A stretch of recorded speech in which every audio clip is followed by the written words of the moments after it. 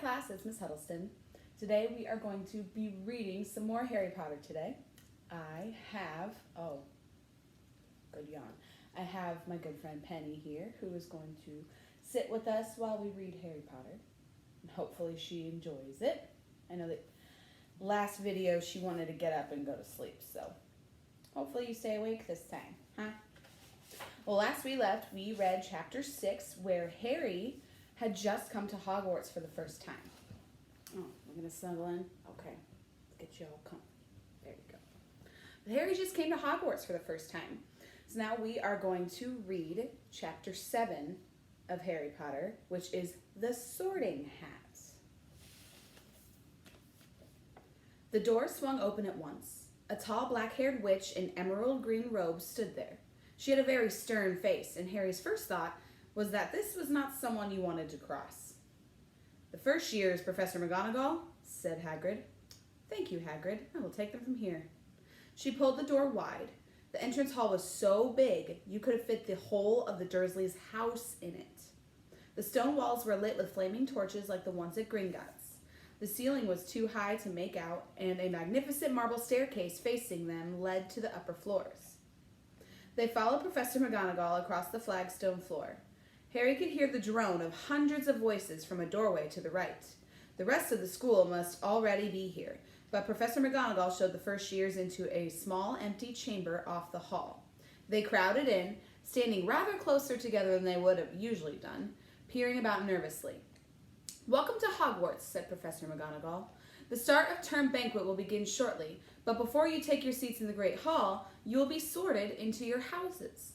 The sorting is a very important ceremony because while you are here, your house will be something like your family within Hogwarts.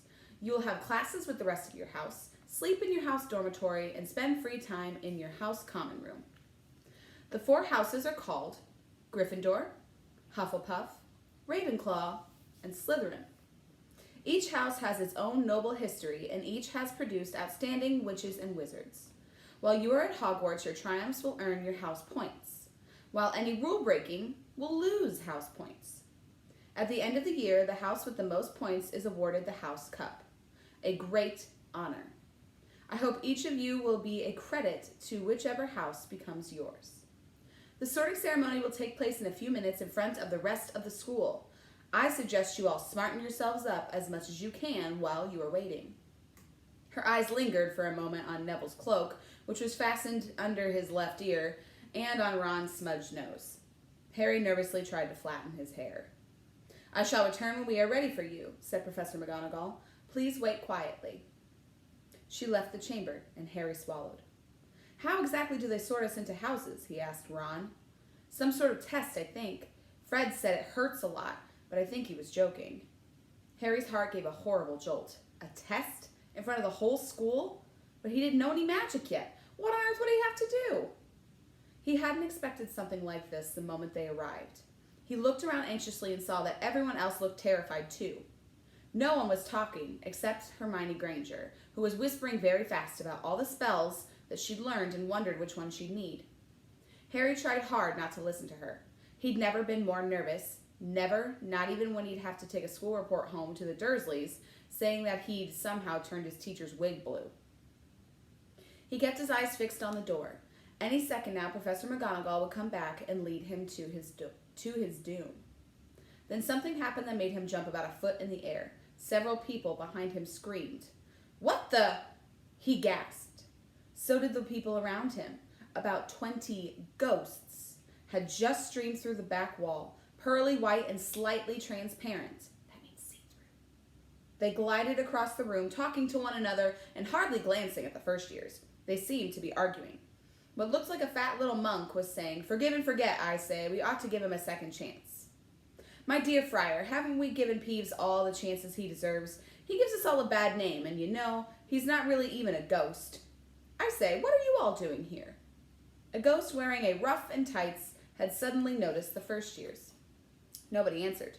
"New students," said the fat friar, smiling around at them. "About to be sorted, I suppose?" A few people nodded quietly.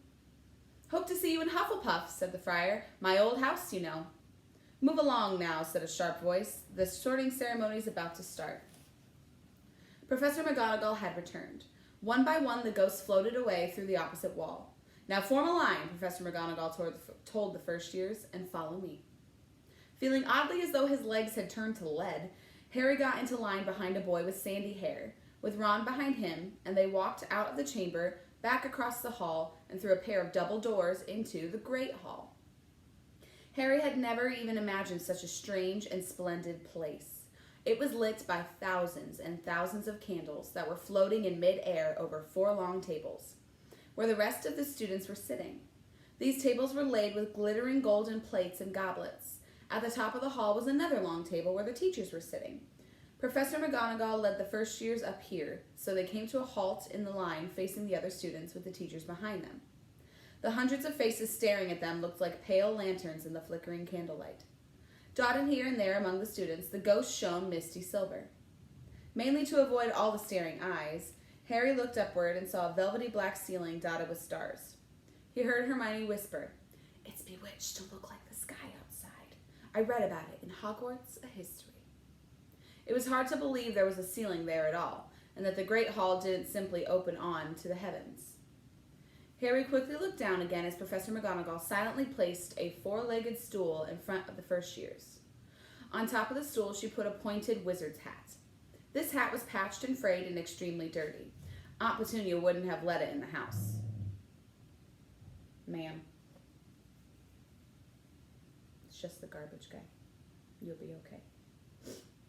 Maybe they had to try and get a rabbit out of it, Harry thought wildly. That seemed the sort of thing. Noticing that everyone in the hall was now staring at the hat, he stared at it too. For a few seconds there was complete silence, and then the hat twitched. A rip near the brim opened wide like a mouth, and the hat began to sing. Now, Miss Huddleston's not going to sing for you, but I'll read what it sings. "Oh, you may not think I'm pretty, but don't judge on what you see. I'll eat myself if you can find a smarter hat than me.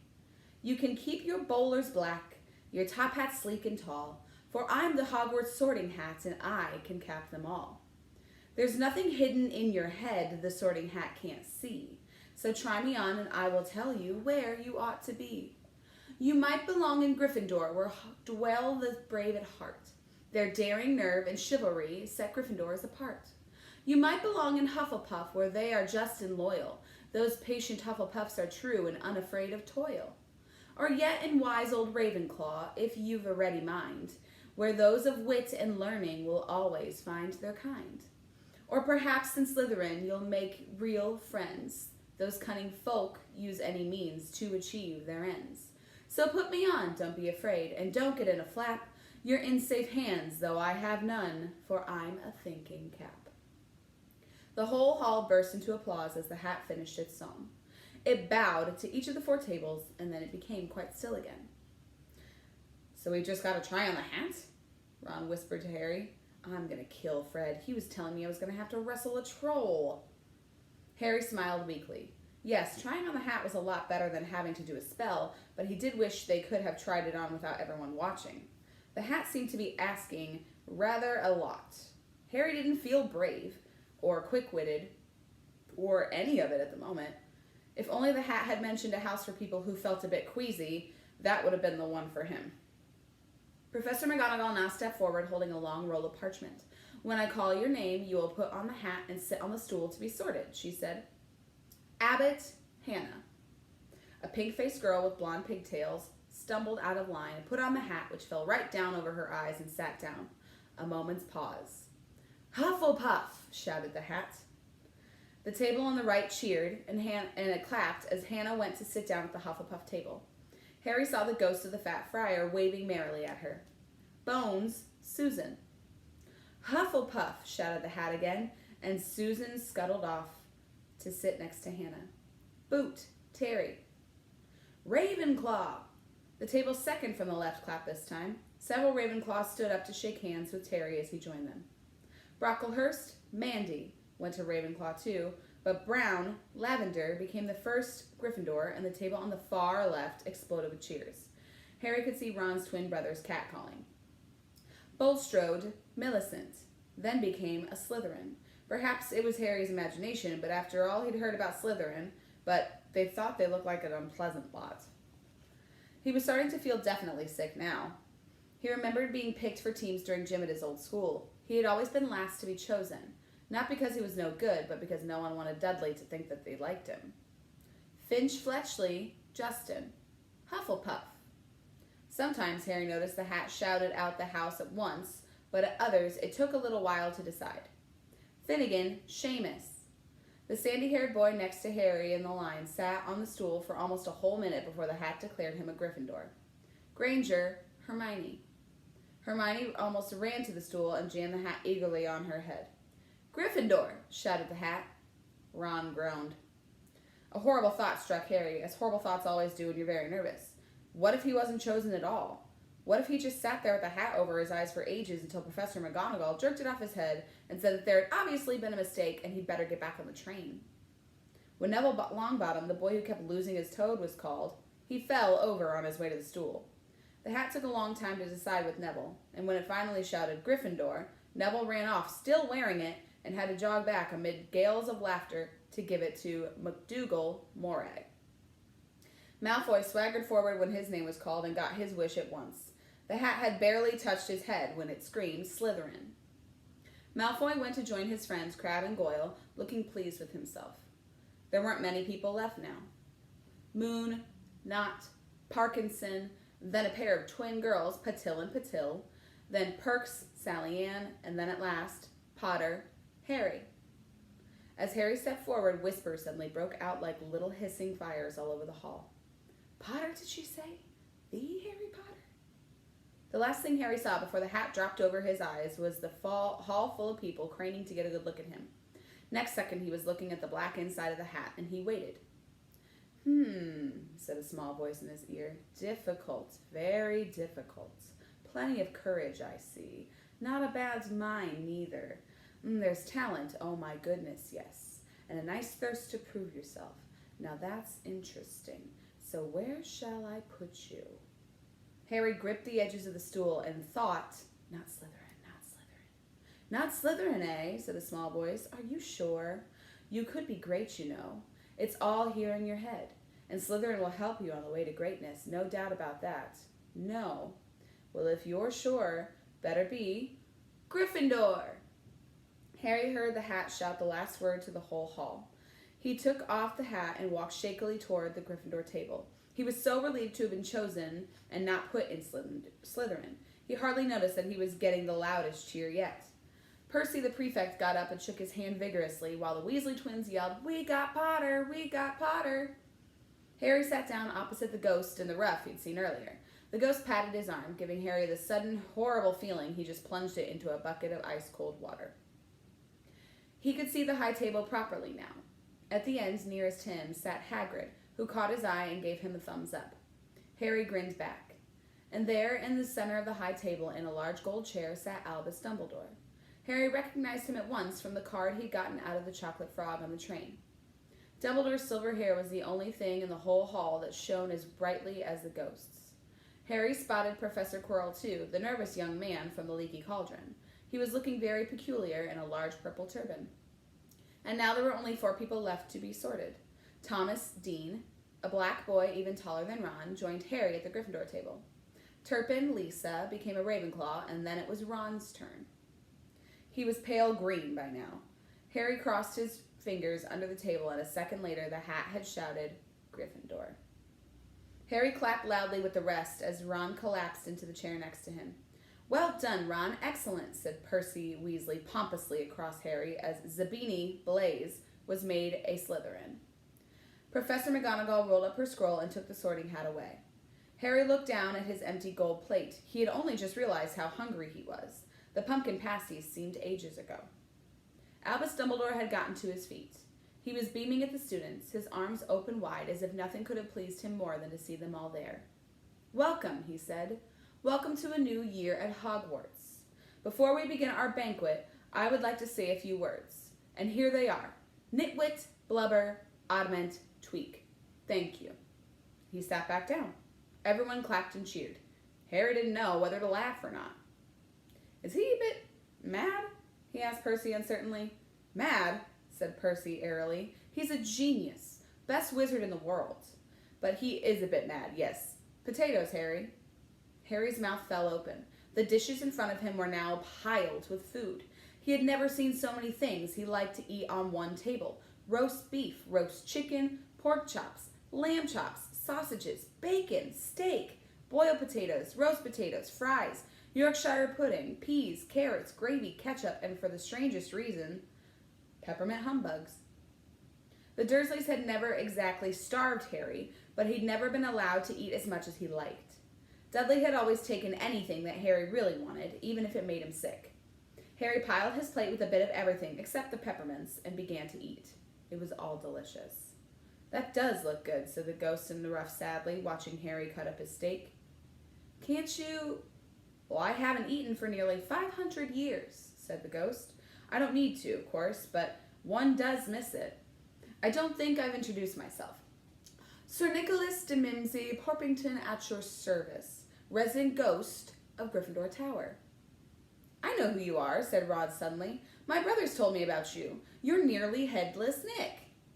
"I would prefer you to call me Sir Nicholas de Mimsy," the ghost began stiffly, but sandy-haired Seamus Flanagan interrupted.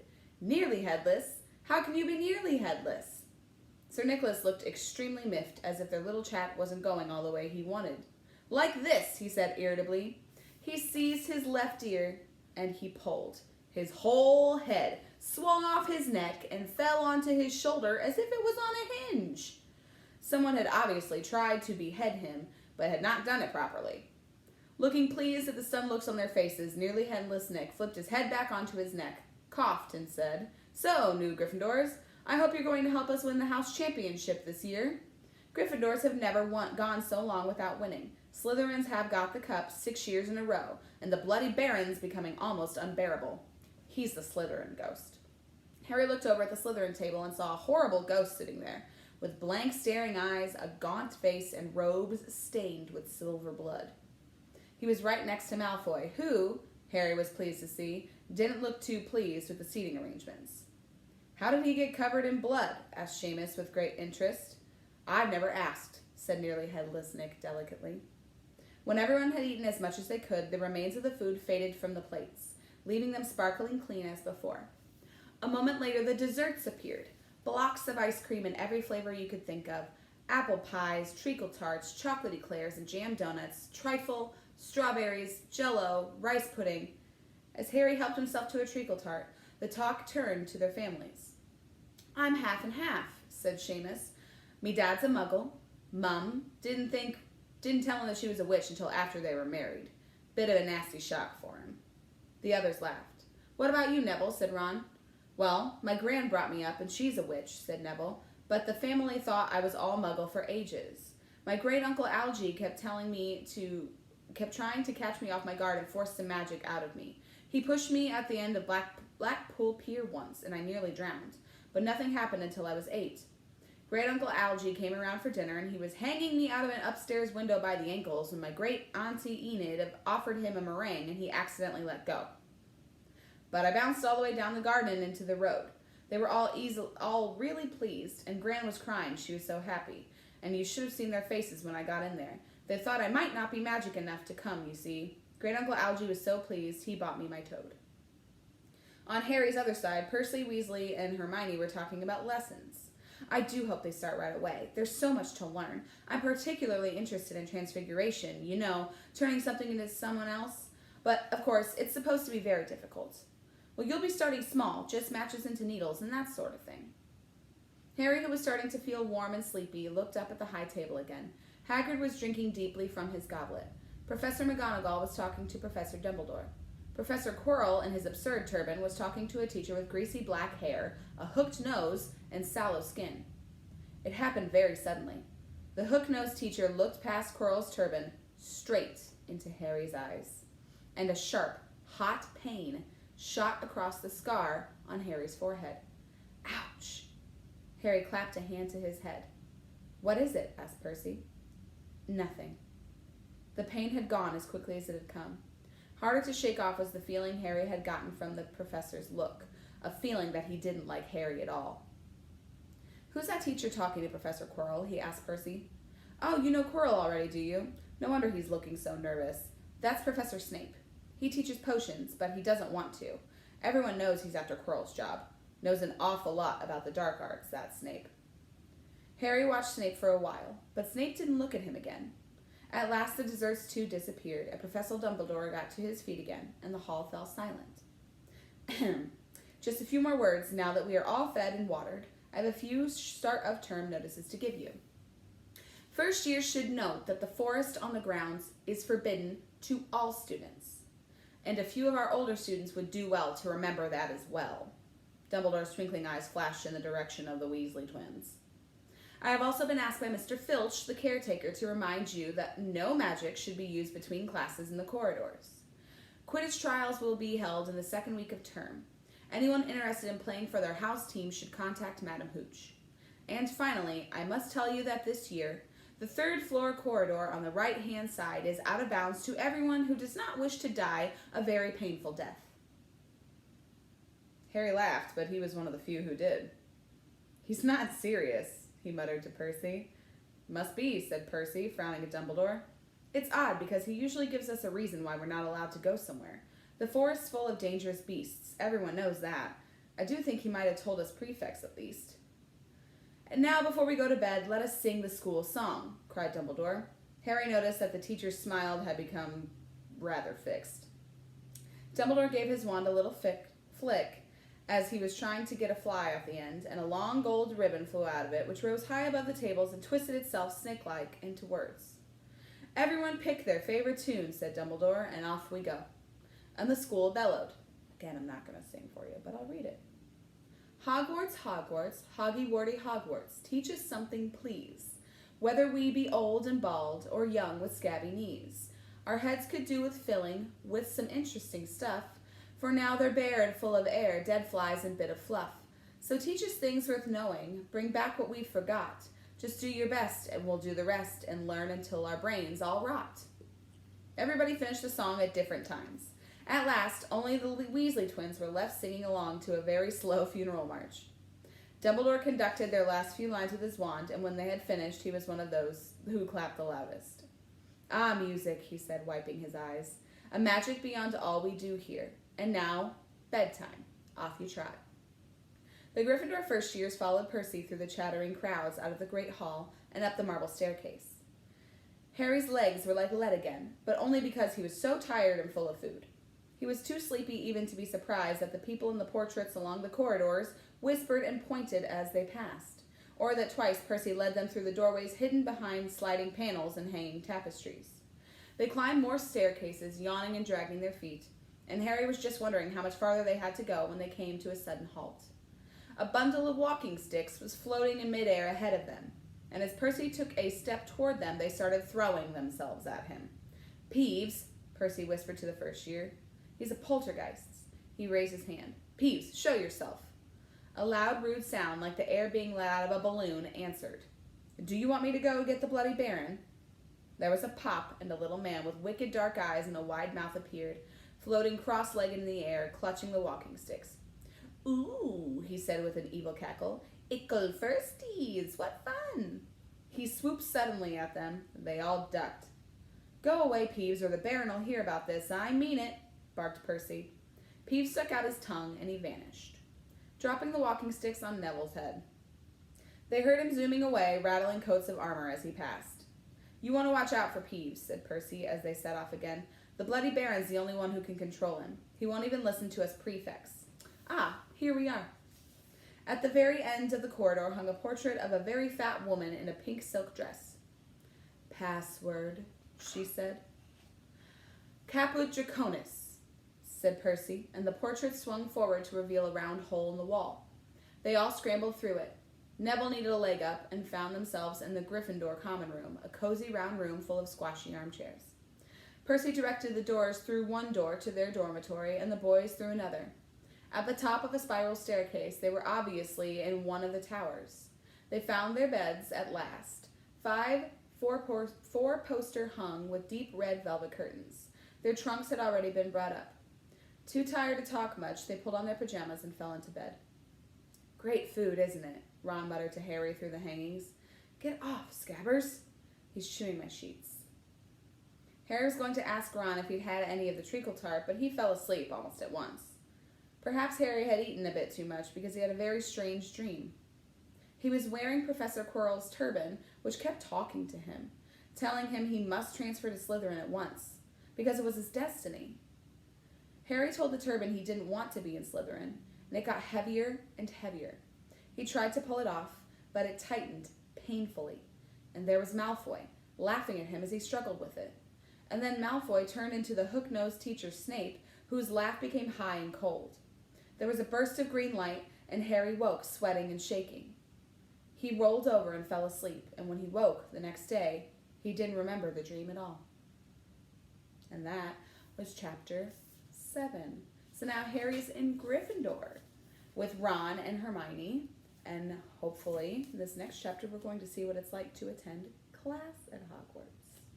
Thank you, Penny, for listening, and thank you guys. And we'll see you next time.